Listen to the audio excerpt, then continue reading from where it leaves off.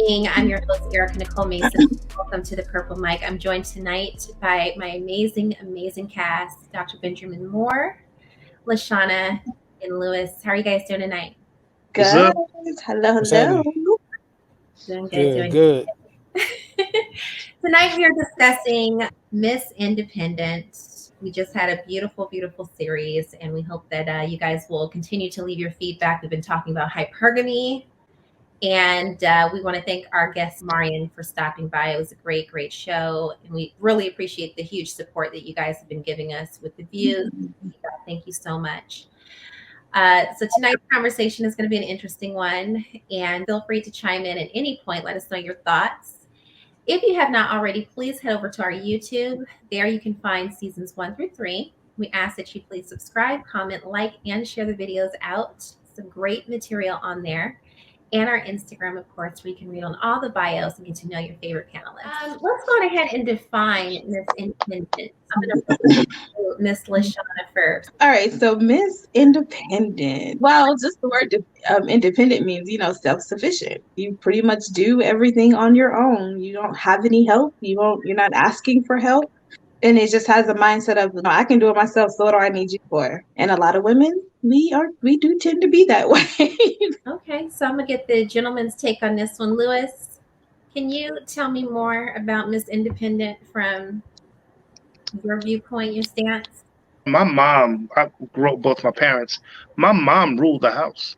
I mean, what she said went, and the money came to her because my mom didn't work a day in her life, and she was very independent. What she did with the tools she was given was magical. And I think we miss that point when it has to mean I can get it all by myself, but not really understanding the interdependence about who a woman is, that she can do so many things with anything she puts her hand into. She don't have to say, I'm independent. No need. If she has to shout that, and then there's something wrong with that picture. Because I really believe a woman, especially a Black woman, will take anything given to them and what they have and make it into something from nothing. So that's my idea of what I look at my mom as being a married woman, independent because she stood her ground. She knew what she wanted, but she collaborated with my dad. It wasn't his way or the highway. It was, hey, let's look at this a different way because I'm good at this. And let me show you what I can do with this with your kids. And with that being said, my father threw his hands up. And I think most men will succumb to that type of woman without her beating it in the face. True. So, all right, Dr. Ben. I think Lewis said something that was really on point. He used the word interdependence. And so, and LaShonna actually, another word, she said self-sufficient. And so those two terms kind of stuck out to me. A woman that's independent, at least in the contemporary sense of what we see today, they will be to the point where they're so self-sufficient that they don't at all subscribe to any sort of interdependence. And to the point where they're not cooperative. And that's the biggest thing. Like they get to the point where it's like, you can't tell me nothing. And that's the issue. Like, I don't think any man has a problem with a woman being self-sufficient, you know what I'm saying, and choosing to be interdependent. You know what I'm saying? But the issue becomes that they get so wrapped up in, I want to be the boss, can't nobody tell me nothing. They be on their Kanye stuff, that when a man actually comes in their life and it's time for them to either one, be interdependent, or, I mean, dare I say, what's the S word, submit, right? They will not, they won't at all be willing to do that, because it is a marker of, or it is an attack on their independence. You know what I'm saying? And then in that way, it becomes like I said, the bad word. So submission, interdependence, codependence, even though codependent has kind of a negative connotation to it. But, again, I think the word interdependence is the perfect word, because you have the ability, at least in the way that I conceptualize it, you have the ability to be dependent and self-sufficient, but you're choosing to be in a cooperative space with another person, and you take your dependencies and intertwine them. And so, and to me, that's what men want. we want. I mean, I think most men would like to have a woman that, as to Lewis' point, can take and grow things. You know what I'm saying? Like in it, just like, not to get too biblical, like Eric, always like to say, but like the parable of the talents. You know what I'm saying? You like to have the talents, right? You take those talents and you grow them. That's what we all want to have to do. You don't want to bury them, and you want to have a woman that can take the things that you give her and grow them. And so there's nothing wrong with that. Every man wants that in some way, even if it's, to Lewis's point, to his storyline, even if it's strictly in the household. You want your woman to be able to, like you said, run the house. Like that's her domain. I think Mariam made said something interesting last week about the men running the community and the women running the house. And that's how you want it. That's why you want your woman to be able to grow in that way. And so again, there's nothing wrong with a woman being self-sufficient, but when it comes to when she's so self-sufficient to where she's not coachable, you can't tell her nothing, and she's not cooperative, that's when it's an issue. And just not to just to chime in, it's a struggle because you're really fighting against society norms, because society says, women don't do much. It's a man's world. She don't get the recognition for the things she do. She's not up there in a person. And it almost seemed like the things that women do doesn't get recognized. Right. And whether it's education, whether if it's running a business and stuff like that, the man always get that, this is who he is, instead of, women being more recognized for being the first woman to do this or head this up. It's not a big deal. It's a big deal, but it's not a big deal, right? It's like, So I think society, because then in your home, it ain't necessary that you have to show the world what type of boss and all this that you are, because if your children respect you, your husband respects you, your family respects you, understand the things that you've done and continue to support you and praise you, who cares what the world think? And I'm not getting the recognition as a woman that I need in front of the world. And I think sometimes, and I could be wrong with this, and I like to just straddle the line. I think from a Christian standpoint, I think God really looks at things like that, because if anything that interferes with the family and the structure and what he has designed and what needs to grow within, there are going to be issues with that. And I really think if we don't get it together, just like the talents, listen, I'm giving you the talent, you have this, what are you doing with it? Are you want to be so prideful that you want the world to see you doing this, that you succumb your family, or that you suppress your husband, your children, you got somebody else taking care of them, and it becomes a problem. Whether if you're a single parent home or not, I really think we the society kind of makes things in this such a ball that it seems like you have to play within that ball. If you ain't playing within that ball, then you ain't playing. Right. And you almost seem left out. Lewis said something pretty interesting about society, right? And it's almost like in America, we're living in two different worlds. We have Black America and you have everybody else's America, right? In a lot of cases. When I look and see how, feminism operates in everybody else's community, it's totally different than how feminism works in the Black community, right? When you look at how, Black, this whole "I don't need a man, I can do all bad by myself," all those types of monikers. I'm sorry, those types of battle cries, rather. I only hear them in the Black community. I don't hear Asian women, Hispanic women, Indian women, India from like the country India, Native. I don't hear white women. I mean, no other women say those things but Black women. You know what I'm saying? And that's not. And I know I love y'all. Y'all are the goddesses of the universe, but that's just what it is. You know what I'm saying? Like I only hear that in Black women. And this thing is, Black women aren't even the progenitors of the feminist movement. You know what I'm saying? And it's like they taking on the mantle of being like the champion of feminism, to the point where it has alienated them with us. Now, there's a lot of other factors to that. Don't get me wrong, and that's not just to single out Black women in the sense that they cause that, because there are a lot of societal factors and community factors that created that. You know what I'm saying? When you talk about social welfare, deindustrialization of our communities, all these economic issues, a lot of things cause the rifts between the Black man and Black woman. But one of the I guess symptoms of some of those societal things is that Black women are taking on this, like I said, this mantle of we're going to be the champions of feminism to the point where we're just going to totally alienate, and not all Black women. These are, to use Marian's word, broad brushstrokes, but brushstrokes. Thank you, broad brushstrokes. But with that being said, like, again, the issue that's one issue I have seen, and it's very is I think it's more starkly. It's more poignant in our community for whatever reason. Well, I know for the reasons, but that is what it is. So. Yeah, totally. Yeah. Statistically, it's been stated that women who are independent, it's oftentimes hard for them to find a partner. Why would it be difficult for a successful independent woman to find a partner, LaShonna? It's because I felt because they take on that masculine energy. They're very strong.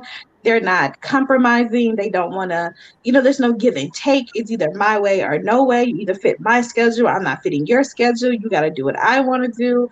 I mean, even in movies, if you look at it, when you see a Black independent woman, you see there's multiple movies where you can see a Black woman. She's in that strong role, and it's hard for her to, to find someone. It's hard to watch because I used to be in that category of having I I can do it myself. No, thank you. I got to go to work. Nope, not taking a day off. I don't have to be, I'll see you when I see you. That type of, mentality and not wanting to give and take, not wanting to compromise about anything. And it was either my way or the highway. I didn't want to be dealing with you if you couldn't. Right. You feel like a lot of this was based on pathology or just history alone? Well, the thing of it is that I was taught that in so many words, watching my mom, even though my mom was married to my dad, but prior to my mom marrying my dad, she was very much so independent. She worked and she did everything on her own. She didn't ask for help. So it was model behavior. Right. So it was model behavior. She didn't say you don't need a man, but her actions showed that. So when my dad did come along and they did, get into a relationship or reconnect and they got married, I did see it was a lot of arguments or turmoil sometimes with the whole submission type of thing, because even hearing that word at one point, my mom would be like, oh, submit to who? Why? That type of, even with that type of energy with your body language, bad word. What are you talking about? Yeah. It's a bad word. Right. That's word. Mm-hmm. Yeah. Lewis, as I move over to you, why, in your opinion, why is it difficult for a successful woman who's independent to find a partner? I'll look at our celebrities first. I'm going to try to do something real quick. So if you look at our celebrities, our celebrity Black women who are on the TV, the mainstream TV, we always see them in strong roles. But guess what? Whoever's the producer always seem to put them in the role where they break down. Does that make sense? So if you think about it, look at all the movies, look at all the Black shows, the Black movies, whatever. She's a lawyer, then she's strong, her friends and all that. And then next, you always see a clip of something where she's breaking down, whether she's drinking wine, she's crying, she can't take it, she's vulnerable. They always show that. You very rarely you see that with white actors or white women. They stay the role. They maintain a role. They'll be, intimate with a man. They always have sex. They gotta have sex on the mountain. They got time for sex. They about to die. They about to have some sex. But you'll never see the get that last one in. Them breaking down because of no relationship. Right. All of our movies. Yeah. Granted, it is about relationship. It is about family. It's about all those things. But you show them breaking down somewhere, somehow, which kind of puts that she can be strong, but I know she really isn't that strong. Right. Yeah. So I think sometimes, and Black men know that. We know that our women are vulnerable when they come around a strong man who understands what he's doing, who opens his arm, who puts her in a position where she can just woosah. We know that. So sometimes, even with the strongest Black women, men just really think that, come on, you don't have to be like that. Right. You don't have to be like that with me. Yeah. You know what I mean? Because we could be together, just me and you, and I can hear you, and you can let that masculine, strong, whatever, let that go. Just be you and let me hear you. Yeah. But because of what society has brung in, it's hard for a woman to be so strong in the public and then not still portray that That in same the type of home. energy. Right. So Yeah. I think that becomes an issue. It really does. Yeah. Okay. And so, Ben, I'm going to move over to you with another question. Is a strong, independent woman a turn off to men? It can be, depending on her cooperative space. Kind of to Lewis's point, it made me think of a Andre 3000 song, or at least a verse. He said, "Take off your cool," on the Love Below album. I think we all, especially as men, especially if you done a little research or done a little studying on on our history and stuff like that. I understand why Black women in particular have to sometimes be that, and we were systematically divided as in terms of our families and stuff like that, and women had to step up. I commend Black women in a lot of respects for that, and so it's no mystery why a lot of Black women have to be the provider, the protector, and everything. Have to be the whole kit and caboodle in their families. It makes sense. I think now the real challenge now is to be able to relinquish that, and to Lewis's point, be able to be okay with being vulnerable and allowing a man to come in their lives and provide and protect for them, or at least co-protect and co-provide with them. You know what I'm saying? And that's the thing. So to your actual question, it's not a turn off for me unless she's not cooperative or coachable. If I can't, if I see something that I feel could be better in her life, and I can't explain to her what, I'm not trying to change you, you know what I'm saying? Like, but you should be able to want to elevate. And that's the thing. Like, some women get so quiet, they ain't finna change me. Okay, I'm not trying to change you, but if you're going to grow and elevate, then there is going to be some change. Like, I'm not trying to change to your detriment. Yeah, but there's going to be some elevation, and in terms of your growth and your elevation, yeah, you're going to have to change. You got to be able to listen. You got to be able to take critique. I'm not trying to brash you or bring you down, baby girl. I love you. You know what I'm saying? I'm trying to build you up. I see something that you could be better at. If you can't be coachable in that way, then I don't want to deal with it, because I want the same from you. If you feel like there's something that I'm saying, that I could be better at, and if you bring it to me in a loving, sweet way, absolutely. Like, you're supposed to be my ace. You know what I'm saying? You're supposed to be my go-to, my confidant, my chief advisor. With that being said, it's only, for me, again, to reiterate, it's only an issue in terms of independence if she can't be interdependent, and she doesn't choose to be interdependent, and she's not coachable, and she can't take my advice. But I also think it's like I said, it's how a woman is raised, like as a child, because I do hear a lot of women say, I'm independent, I don't need a man. And then sometimes I do wonder, like, how come I haven't met that person? It's because, like, yeah, because you mean, like, your mouth is reckless. It's reckless. There's a time and a place. You don't have to be combative every single time. Like, he brings something to your attention. You don't have to be combative. You don't have to. And it's like, you don't have to always be like, oh, we're gonna talk about this like right now. Like, okay, so in front of all of our family, we're gonna have this conversation like right now. Or if you've ever seen that meme where it's like the father and the husband get into it, and right. Who you gonna go with? Go get in the car. The daddy's like, yeah. Right, who you gonna in the car? That's my husband.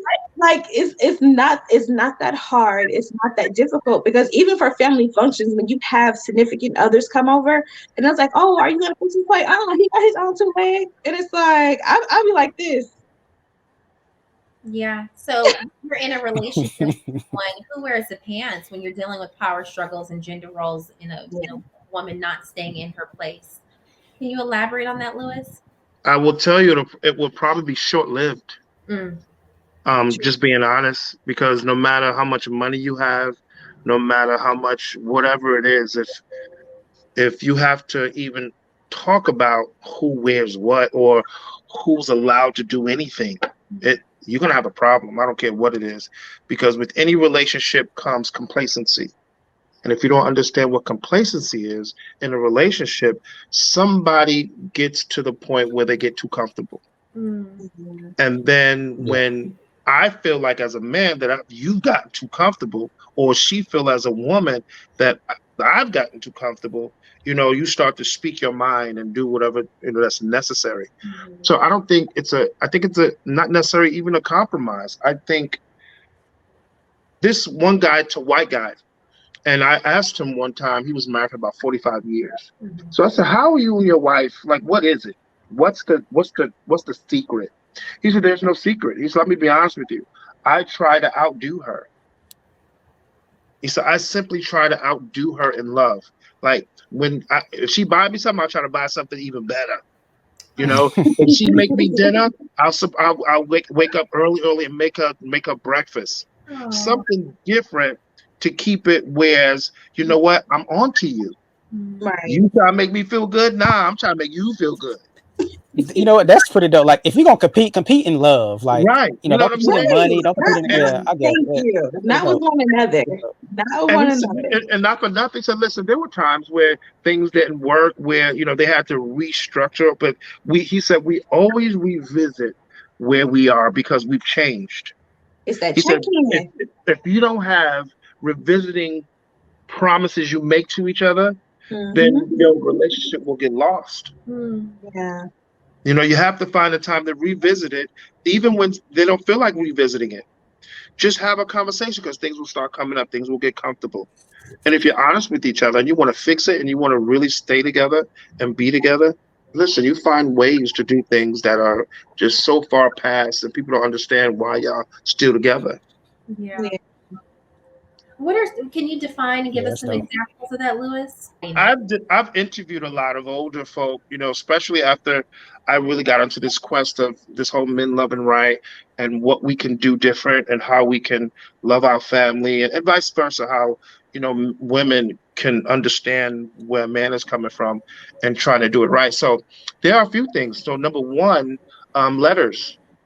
They write letters. Listen, you get to the point where sometimes you can't talk because you need to do something different. Yeah. And a letter will have someone sitting down, looking at your letter and absorbing everything that you're saying without you even thinking about what to say. Because when it's good, if your man write a letter to you, you want to know. Let's see what I'm gonna see what he wrote. I want to see what he's talking about. Yes. You know what I mean? Like you become so absorbed because not for nothing, women, y'all love reading. Right. You do, and writing. Yeah. So you gotta play to each other's strength. And that's one thing they did together. They wrote certain things when they couldn't verbally speak. And not necessarily called each other throughout the day. I know sometimes when you're younger, you can do that. But as you start to get older and you start to understand your mate, you really start to understand what it is that's not necessarily a surprise, but that you remember. Because most relationships is about, I need you to remember who I am to you. You know what I mean? And don't forget that. Don't forget what I am to you, what I am to this family, especially from a male perspective. When women start to sometimes talk out of the craziness, don't forget who I am as a man to this family. You will destroy that because of your mouth. Exactly. Yes. You know what I'm saying? And that could cause everything to go left or right. Same thing with a woman. A man cannot come home and destroy his home after she been in it, taking care of it, hooking it up, loving it up. You coming in and you banging it up. Yeah. Nothing needs to be fixed here, honey. We got this. Come, you know what I'm saying? Come with love and come with understanding and understand who I am as a woman to this family, not just to you, but to this family, to the structure. And that's where it comes from. Dropping them jewels. Look at Erica's face. She's just like, oh my gosh. Lewis, that was amazing. Thank you, as always. Our next question: do men prefer an independent woman who can do everything herself, or a woman who has no job career but gives him an opportunity to take care of her? Ben? I don't know about anybody else. Like I put like this. It's kind of spectral for me, as long as I have the means. Like, if you know what I'm saying, I'm balling, I can take care of it all and everything like that. You know what I'm saying? Because, like, it's different parts. You're like I think Mario said it last week. Like, I know what it's like to be broke in a relationship.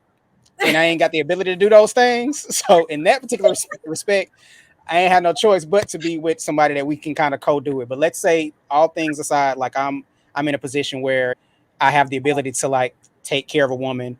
Like I've said before, like I'm fine with that. You know what I'm saying? Like I even if like she has her own, if I have the ability to, yeah, I'll take care of the bills and all stuff like that. My thing is about, like, and I said this in another episode, it's about her passion. You know what I'm saying? If she's passionate about like being a homemaker and she want to be home with the kids, and when I come home, she want to have my slippers and all that, that whole nine, beautiful. I love it, baby. Look, you have had a thing ready for me when I get home, and I'm gonna take care of it when I get home, right?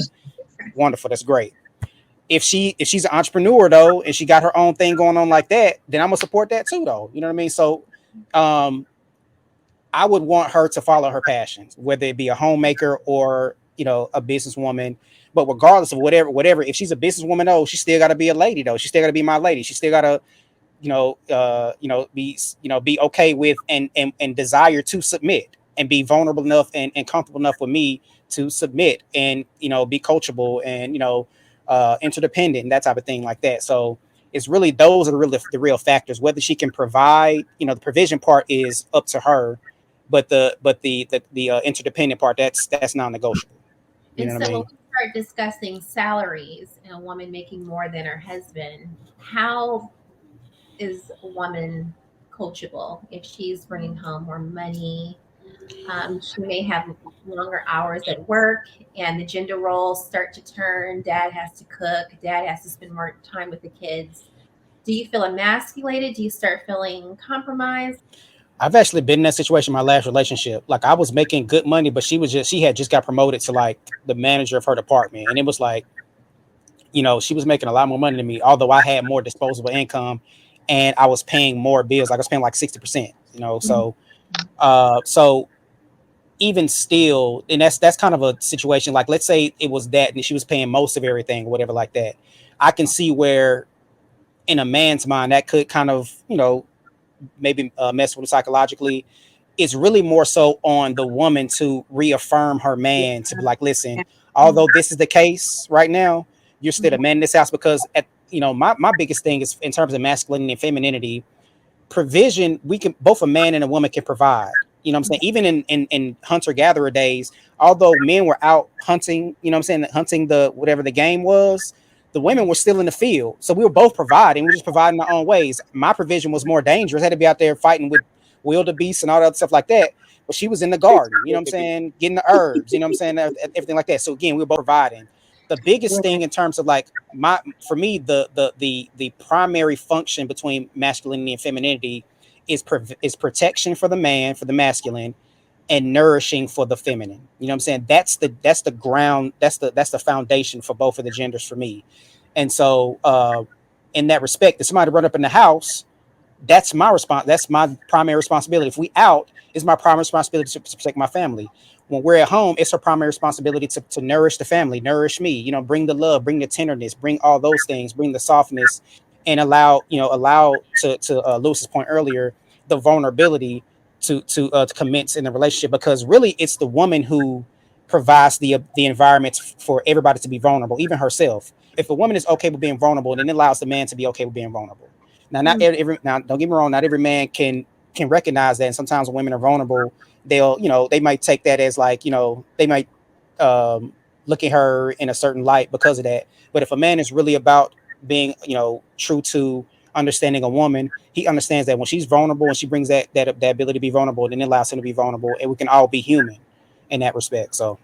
Absolutely. I'm going to challenge this conversation. I want to go back a few weeks ago. We had an in-depth discussion. Jessica, LaShonna, Ben, Chalana, and myself. The comment was, an independent woman can be married. Was that the statement precisely? Or okay, LaShonna, help me out. It was around that. You got to kind of. That she said that what do you mean by that? Yeah.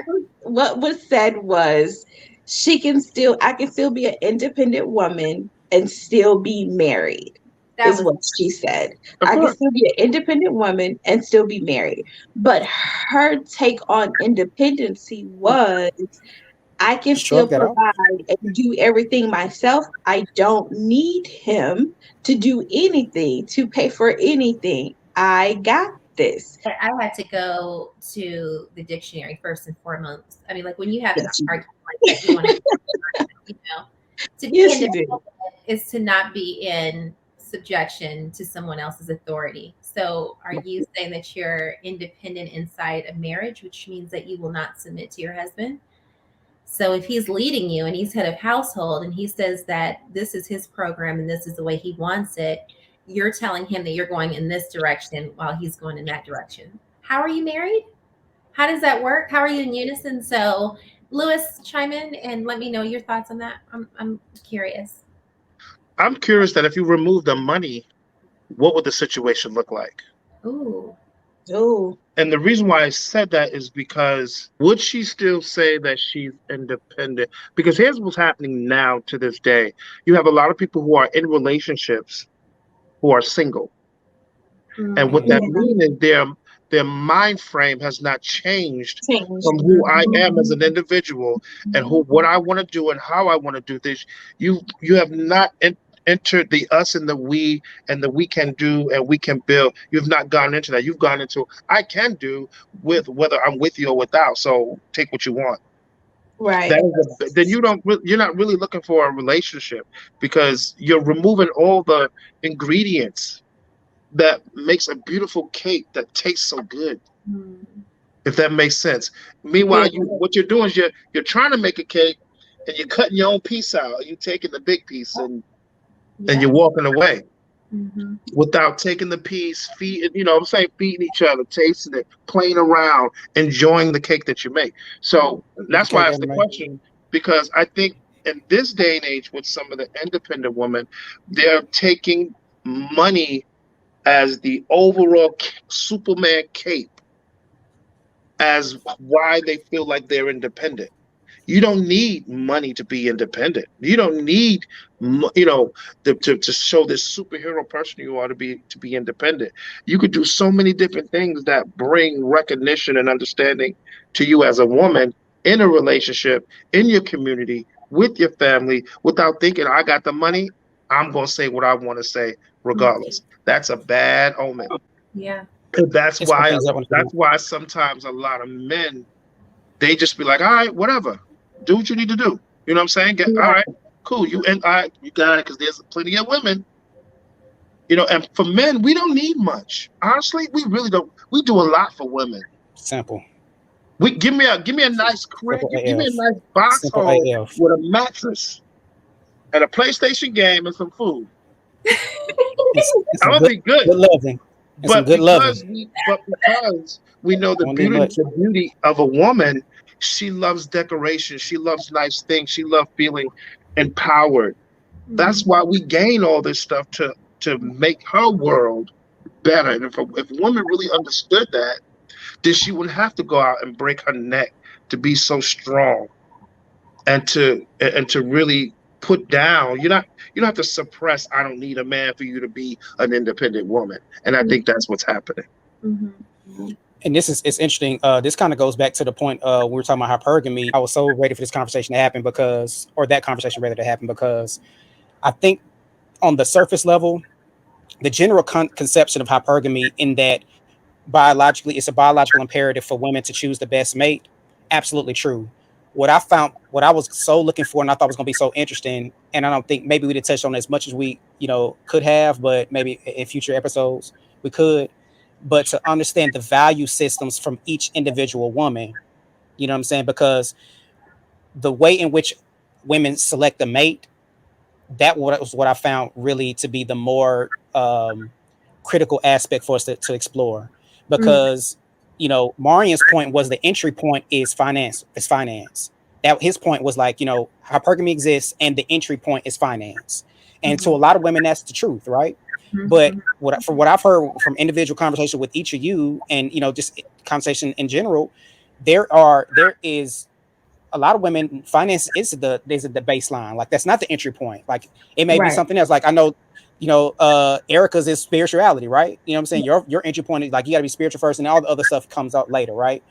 A lot of women I think the 8-figure ninja mentality, that is for a lot of women, right? A lot of women are on that, but for a lot of conversations I've had with women, that's not their entry point. That's not their baseline. So I said all that to say that, when it comes to the independent woman, and to Lewis's point about finances being her her marker of her status, or her marker of her independence, and everything, it's because, again, a lot of women, society has placed so much emphasis on finances being this entry point to status and power, as opposed to all these other factors. All these other, like, you could be, my philosophy is the four elements, right? Spiritual, mental, emotional, physical, right? So all those things have to be nourished. Finances plays a part in that, because it informs, it helps influence the physical, because you have to have a roof over your head and everything like that. Also with the emotional, because you want to feel emotionally stable, mental, all these other things. But it's a secondary element, or secondary aspect of these fundamental elements to which I base my relationships and my entry points. So again, hypergamy in and of itself, biologically speaking, absolutely true. But again, I'm very much interested in hearing what these value systems, and that's why I kept emphasizing that value systems. What are the value systems? What are the value systems by which women are really selecting mates? It just depends. Absolutely. Like you said, like for Erica, hers is spirituality. For mine is intellectual part and the emotional connection that I can, build with you, and how we vibe and how we get along with one another. So I think it's just different for everyone. But it also depends on what type of woman you decide that you want to be with. What type of woman that you're accepting, in a sense. So you have to take a look at that, because I even from the show, I realized, like, music does influence a lot of things. I can remember when I was working and I was a center director, I was making money, and and Neo came out with that song, Miss Independent. That was my jam. I blasted that song has been in my head ever since I heard it. So I can remember my future mother telling me, like, Shona, you're not you're very much so dependent. I was like, no, I'm not. I'm very submissive. She was like, no, you're not. She's like, you think you are, but you're not. And I was like, what do you mean? It's interesting too, Ben. I do want to explore what you said earlier about getting the ladies together and discussing that further, because there's something in either our background or what we are lacking or what we dream of having, like future forward, that allows us to cultivate these feelings and what we need in our partnerships. I know when I say spiritual, it's not just Bible based, it's more someone who's spiritually conscious, and aware. Oh, that ignites me. But I think it's similar to the love languages. Just because we might have one love language doesn't mean that exclusively is the way that you have to love me. Like, it could be 2 and 3. For me, it's all 5, because I still love gifts. Thinking down on me. Yeah, so we have to explore that. We definitely need to explore that. What does a man mean when he tells a woman she's too independent? So you're arguing, and it's like, you know what, woman? You don't listen. Listen. Can't tell you nothing. I know it's okay. So it's contextual. A little bit is contextual, but across the board, what I can see is that it's really between two kind of polarities. One is, like I was saying before, the woman is not coachable, and that you can't tell her anything. She can't be reasoned with at some point. Her mind can't be changed. She's hard-headed. She can never be wrong. She can't apologize, those types of things. The other one is like, she won't allow the man to do anything for her. If he wants to support her in some way, whether it be financial or otherwise, I want to come over, like, I see something wrong at your house, I might want to fix it. Oh, no, I got it. Okay. All right. We drive, I'm gonna put some car or some gas. No, I got it. Can I ask you a question on that note? Do you have to be in a relationship to allow a man to do those things for you? Because they say that men, we said this last week in hypergamy, men need to feel wanted and needed. So if we're just dating, is it important for me to say, hey, look, could you put some air in my tire, or I have this ceiling fan that needs to, come out? I'll put it like this. It might be one of those things where you might mention it, and a lot of times he'll be like, well, I'll take care of that for you. Or, if you mention it, he'll volunteer his services, basically. So that's not advantageous. It's actually a good thing that you're making him feel needed. Yeah, in a lot of senses. Now, this where it can get a little sticky because some women can take advantage of men in that respect, and so you want to have that. You want to have that balance between like, okay, it's not like something simple as tying your shoelaces or something like that. It's actually something that you actually really need help with, and you might mention it to him, and then he'll volunteer. And not taking advantage of him, not being reciprocal, because it might be something that he may need. Maybe you are fixing his plate, maybe you are cooking for him, maybe you are doing those feminine nurturing things that he wants, and he may do those other things. You know what I'm saying? Again, that's definitely a balance. But I know for me, I'm less concerned about those kind of pragmatic elements like that, where it's like like ceiling fans and things of that nature. I'm more so about the cooperative piece. You know what I'm saying? Like, is she not so independent to where she cannot be told anything? And that makes my skin crawl sometimes when I hear that. Yeah. I said, you must really irk you, because you just said that like. It's been. I'm telling you. Yeah. Listen, another hand. Get another hand. Get another hand. Get another hand. Yeah. One thing about a man is that if a man really wants you, likes you, or into you, he observes you. He observes your surrounding. He observes what you do when you get in his car. When he get in your car for whatever reason, he's looking at your car. He's in your car. He's very observant about what can he do to, you know what I'm saying, to impress. This is why sometimes. That is so true. Oh my God, that is so true. That is true. Literally. When a guy gets in, okay, so I'm notorious for this. I don't change my clocks when the time changes. I don't know why. I just don't. I don't know how to do it, and I just never do it. The guy gets in, and he's just like, how long has that been like that? And it literally changes. And I'm like, thank you.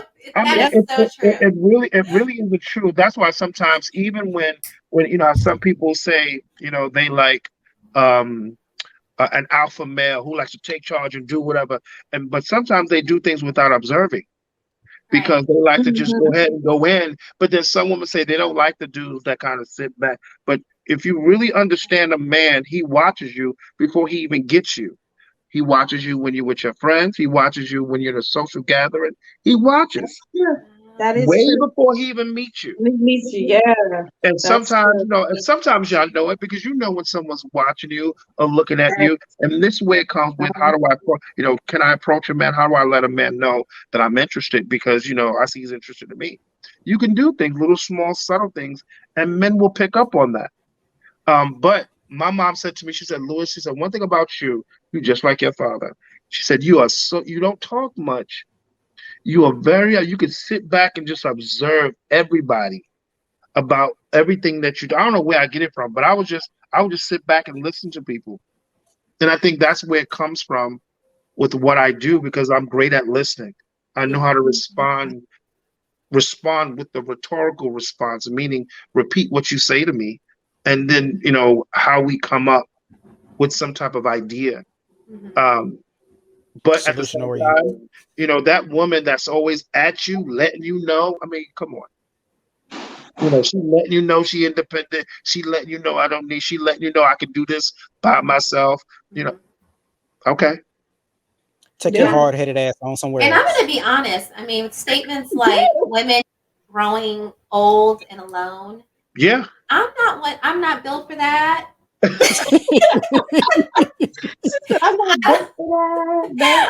don't want to endure that. I know I don't want to be alone.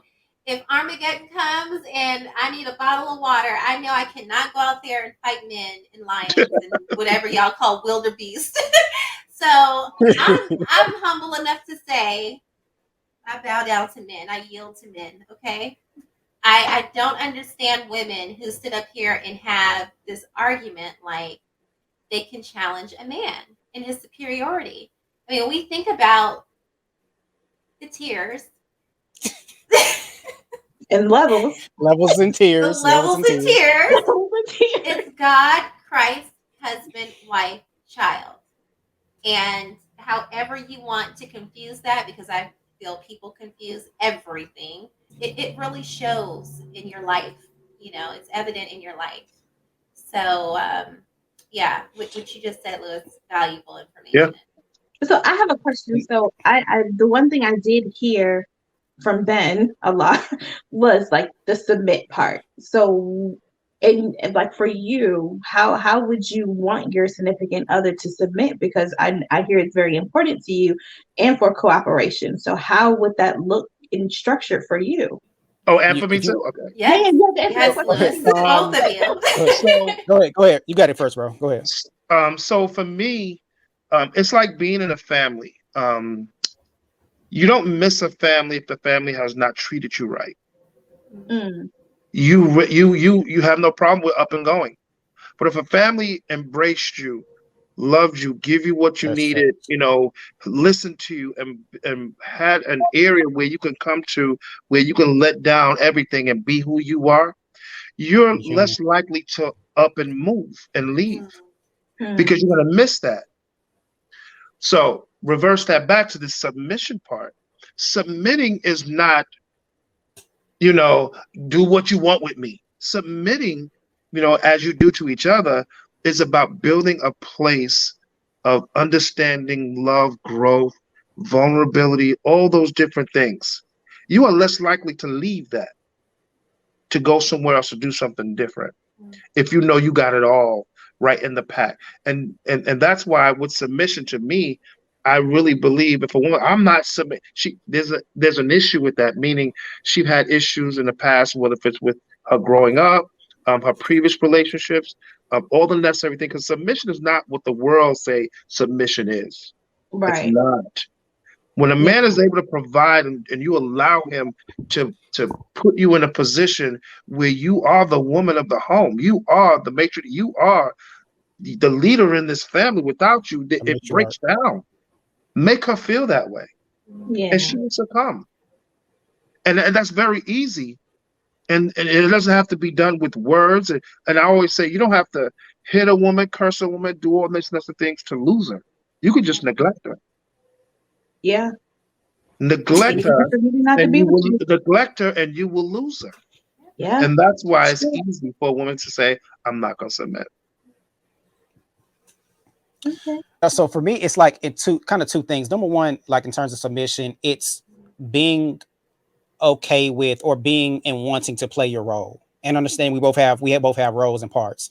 None one more important than the other. Both are, because we're complements of one another. You know what I'm saying? It's like you need the heads and the tails. It's the same coin. It's just heads and tails, right? So understanding that we both have roles to play, and although they're different, and I think Marian said this last week, like 2 + 2 = 4, so does 3 + 1. Although our roles are different, we all sum to the same thing. We sum to a healthy relationship, right? So that's the first thing. And a lot of times women, in my estimation, what that means is the woman being the nourisher of the family. She nourishes me. She nourishes the children, if we have those. She nourishes herself. You know what I'm saying? She has self-care. She nourishes herself because that's just as important as her nourishing me, probably even more important that she nourishes herself and then nourish me, because if she can't nourish herself, she can't nourish me, right? And that's in being sweet, being cooperative, all these things that I've been talking about. That's nourishment for a man. We need to be loved on in that way. So that's the first part, is playing her role, her role being the nourisher. The second thing is her being supportive and being okay with submitting the decision making to the other, to me as the man. You know what I'm saying? Like I would never be in a relationship where I just make a decision and totally negate what my woman has to say. I wouldn't be a good man. Like I don't think there's no great leader that doesn't have an advisory team or their number one ace that they go to in situations. And that's what your woman is supposed to be to you. Your counselor, right? You know what I'm saying? So, every president has a vice president. You know what I'm saying? So again, that's what she is. She's my VP. You know what I'm saying? I go to my VP and we hash it out. And at the end of that, if there's, maybe we agree, maybe we don't, maybe we're wading the waters trying to figure it out. At the end of the day, though, when the decision is made, her submission is, I support you. We're gonna run with it. Just like we playing basketball, they always say, you live or die by, when your star player takes a shot, you live or you die by it. You know what I'm saying? Right. Same thing. Like, I'm the star player. I take the shot. If I miss it, then I miss it. But you still support me. If I make it, great. We can, celebrate and, do the wine, the champagne showers and all that. If I miss it, then, pat on the back, tough game. Let's keep it moving. You know what I'm saying? So again, those two components, that playing her role as nourisher and then supporting the decision and relinquishing the decision making, and the final say to me after we've kicked it around a while. Okay, great answers. Thank But you. you want to know how deep that is, what he just said? I'm going to take it to another level. All right, let's go. So think about this, because when a man do not provide a way, what he's supposed to do, right? When a man stops doing those things, a woman cannot be who she really is outside of the family. Yeah.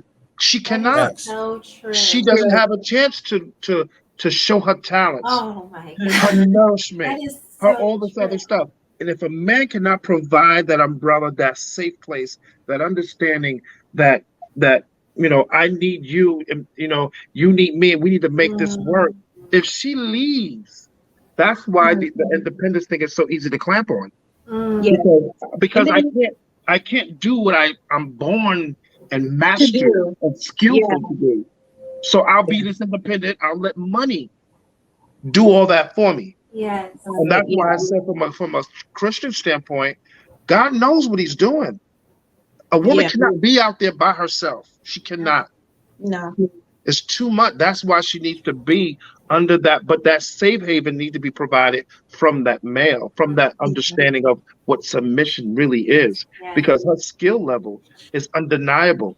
And if she can't show it, she's going to go out there and do something different and show she's a different type of woman. And that's so interesting, you know what, because I wanted to know why. I was in a situation like that before, and I wanted to know, why am I not activated? I have all of these gifts, but I can't tap into my gifts, and I can't do it with the utmost care. It's like I would be stirring a pot, but I wasn't stirring it with love. I would be making love, but I'm not feeling like I'm making. Right. You know what I'm saying? Right. So you having sex when I make love. Yeah. Yeah, exactly. And you know what's interesting? And what's interesting about what Lewis has said, I think that's beyond like biblical or like Christian. I think that's just a spiritual, like an innate kind of thing with, like I said, that's a humanistic, innate, foundational thing, because spirituality means so much to me. That connectivity. Right. Yeah. Absolutely. And so for me, like even when you get down to like the biology of it, like life has to be created through the male and female principle. No matter how you slice it, y'all notice all these other genders and everything else. No matter how you slice it, it needs a male principle and female principle got to come together, and that creates life, right? That's, to me, that's, if you want to start talking about like what, spirituality, but maybe that might be a good topic for to have one day, is like talk about like some deep spiritual principles, whatever like that, because I have a little different understanding of some things. But at any rate, to my original point, the coming together of the two gender, or the two foundational principles, is what creates life. When a woman is pregnant, she's at her most nourishing point. She's literally nourishing life. Like, she has life inside her that she's nourishing from her very bowel, from her very womb, right? And the man, in that time, have you ever noticed like men start to gain weight, right? Put on pregnancy weight. What is that?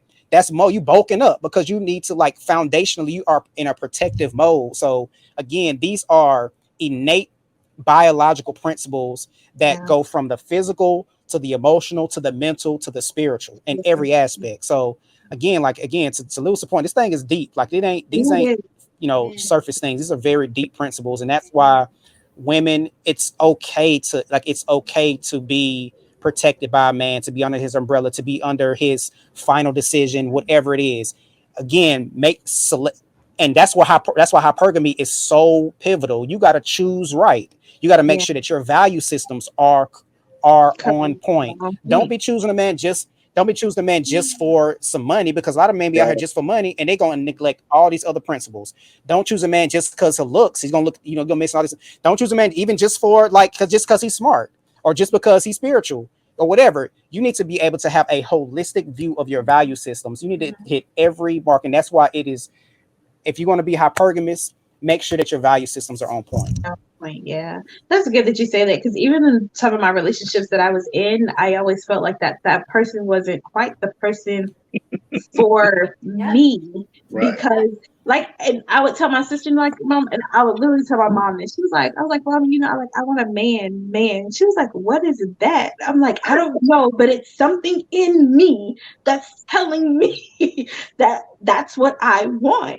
And so she was just, my mom was like, but you can, what did she say? She said, well, you can train him. And then I was like, I don't want to do that. I said, there's certain things that Yeah, I do we're want too to old to be do. training men. I said, Girls do that. but there's certain things that I want him to already come equipped with. Like I said, and that's what I want.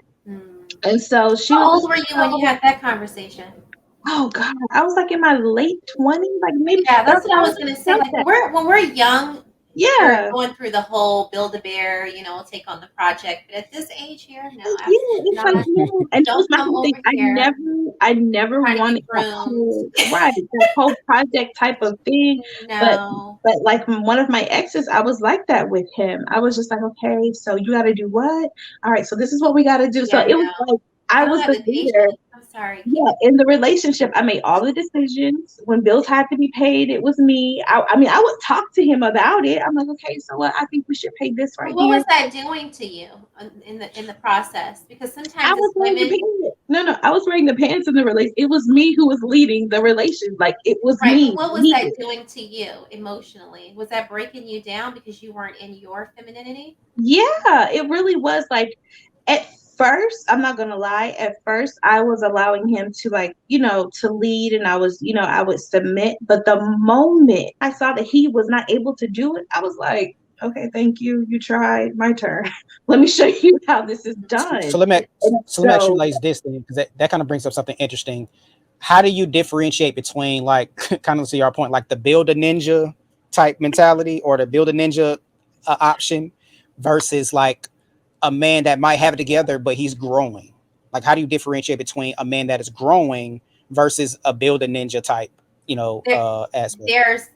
there's a huge difference in that. yeah, So a man who has what you just described, a foundation, and he's growing, he has everything organized, and he knows he has like a blueprint what he's getting ready to tap into, whether it be a business, going hmm back to school, work, whatever it is.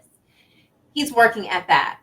And he also finds balance to take care of everything else. And I don't have to instruct him on what to do.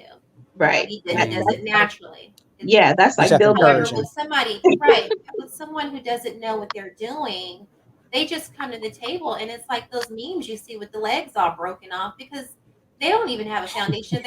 They can't take care of themselves. Why are you over Right. here? Right. Trying to take on a family and then what, make babies, impregnate me? No. No. So it's like that's for me, that's the difference. A man Yeah. who actually has a structured plan for himself and says, babe, come stand on this foundation with me, hold this both. Here's where I'm at. This is what I want to do. This is how I want to execute it in this amount of time. Because he does have a deadline. Goals have an end date. That's a very important thing. Right. Versus the Right. other man who's just like, you know what? I just want to kick it. We're too old for that. Right. But I also think like what he's like asking like for like a build a ninja. Like this is like, and I didn't been there because I didn't try to build a couple of just Ninjas everywhere. Ninjas everywhere. so. And it's like he's like, oh, I want to go back to school. Okay, cool. Let's make a plan. I'm saying let's make a plan so we can figure this out. Okay, I'm gonna set these deadlines for you. Like I need you to hit these deadlines. Hey, did you do that? And it's like, oh no. And you see the potential that they have in the person, and so you're falling in love with that potential of that person that you're trying to That is build to get exactly them it. there. And then it's like, well, dang. Yep. That's I the want this more investment. than you do. So therefore, I need to let me step back and go find me somebody who already has their goals and things like that together. Or they have a vision. All they need is a woman to come along with the plan to help them execute that plan. Or they have a plan, but they don't quite know how to get it pushed forward because it's just them. So it's a little different when you have somebody who has that mindset as opposed to somebody trying to get them to have that mindset. Like you're already there and they're just looking at you like, well, you so, and then that's when they call you like, you're so independent.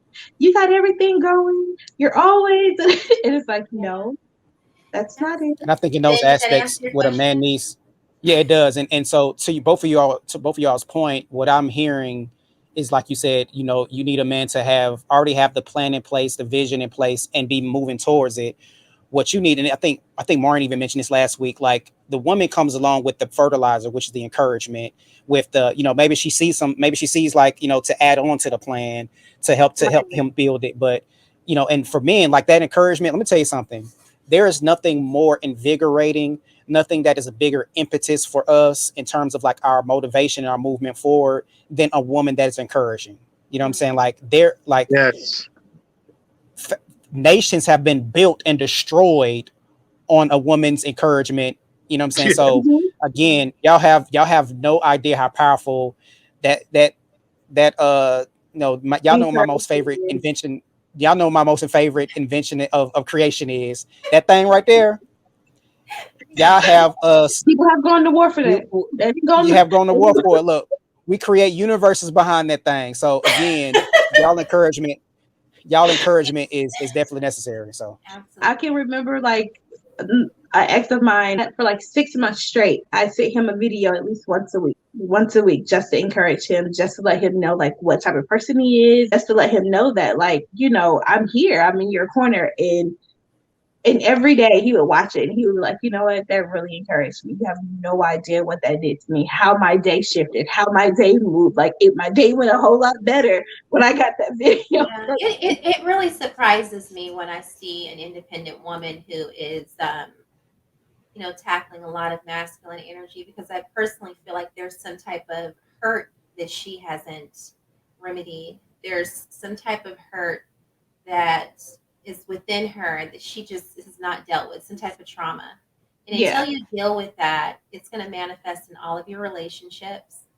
And unfortunately, it may hinder you in having, what's meant for you. It does humble me enough to know that I'm not a pushover. I've been called even misogynistic. I've been called overly traditional. Yeah. Since I've started Purple Mic, yeah. Oh yeah. Oh. You are a Jesus. Yeah, you're a Jesus freak. I've been called so many things from this show, and oh my gosh, nobody's signing up for that. This is a feminist movement. I'm so humbled to be the woman I am today, and I can only say that Purple Mic has definitely been informative for me, and it's also given me the strength to know that these beliefs that I have within myself are exactly what I want to stand for, me personally. Absolutely. So I hope that, for other young girls and women, it'll do the same. I think it's a beautiful thing. Like you had a platform, and to be honest with you, a lot of the principles that we espouse aren't just Christian, or you know what I'm saying, like aren't just biblical. Like these things span across all religions, and even just not even outside of religion, just spirituality. Like I don't subscribe to like one religion. You know what I'm saying? I call myself a universal spiritualist or a universal theist. But these principles just they span across all these things. That's why you should be able to get along with anybody with regards to these, and they apply to all of us regardless of what we are. Nice. Absolutely. I want to thank all of you guys tonight for this amazing show. I'm so happy that again we can come together and not have combative argument. We know with Purple Mic it can go one of two ways. We can be disagreeable, some nights we'll be agreeable, but tonight was a beautiful conversation where we could just do exactly that, have the conversation. So Lewis, LaShonna, Dr. Benjamin Moore, thank you so much for an incredible Thank you for hosting. And for those of you watching at home, thank you so much for staying on with us tonight. We appreciate all our Monday Night Live viewers. If you'd like to catch us in the future, we are live Monday nights on Facebook and Twitch at 8:30 p.m., 9 p.m. Eastern on YouTube. We have our live watch parties. That'll be a wrap for us tonight, and we will see you guys next week. Don't forget to subscribe, guys. Like, share out the video. All that. Subscribe, like, comment, share, all that. All that stuff. Thank you for watching Purple Mic, guys. We'll see you next week tonight.